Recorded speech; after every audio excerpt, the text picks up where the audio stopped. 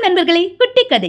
மரண தருவாயில் அலெக்சாண்டர் தனது தளபதிகளை அழைத்து தன் இறுதி ஆசையாக 3 விருப்பங்களை கூறுகிறார். 1. என்னுடைய சவப்பெட்டியை தலைச்சிறந்த மருத்துவர்கள் தான் தூக்கிக் கொண்டு செல்ல வேண்டும்.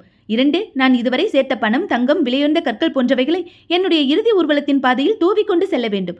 3. என் கைகளை சவப்பெட்டியின் வெளியில் தொங்கிக் கொண்டு வரும்படி செய்ய வேண்டும்.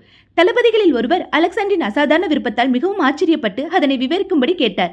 அதற்கு அலெக்சாண்டரின் பதில்கள்தான் மிகவும் முக்கியமானவை. 1. தலைச்சிறந்த மருத்துவர்களால் கூட என்னை நோயிலிருந்து காப்பாற்ற முடியாது, சாவை தடுக்க முடியாது என்பதை உலகத்திற்கு தெரியப்படுத்துவதற்காக. 2. நாம் இந்த பூமியில் சேகரித்த கைப்பற்றிய பொருட்கள் பூமிக்கே சொந்தமானவை என்பதை தெரியப்படுத்துவதற்காக. 3.